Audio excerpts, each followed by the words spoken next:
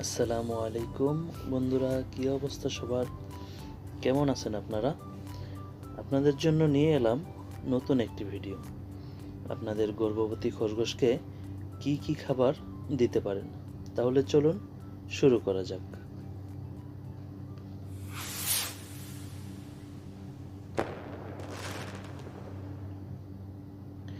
প্রথমত, গর্ভবতী খরগোশকে কাঁচা সবুজ ঘাস তো দিতেই হবে। সবুজ ঘাস না পাওয়া গেলে প্রক্রিয়াজাত করা ঘাস দিতে পারেন। ছোলা বুট ভেজানো দিতে পারেন, কাঠবাদাম দিতে পারেন। কেননা এই দুটো কিন্তু খরগোশের জন্য খুবই উপকারী। সপ্তাহে দুটো গাজর দিতে পারেন।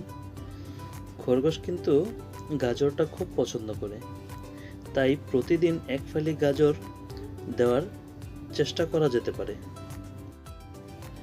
গমের ভুসি দিতে পারেন, তবে খেয়াল রাখতে হবে খরগোশ পানি ঠিকমতো খাচ্ছে কিনা। পানি ঠিকমতো না খেলে ড্রপারের সাহায্যে পানি খাওয়াতে হবে।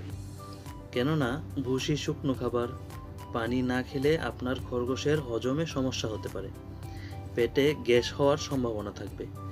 এই জন্য অবশ্যই ভুসি খাওয়ালে পানির দিকটা মাথায় রাখা খুবই জরুরি।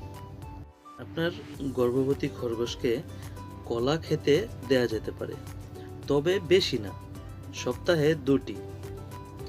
এমনিভাবে আপেল, পেয়ারা, শসা, মূলা এসবও দেওয়া যেতে পারে।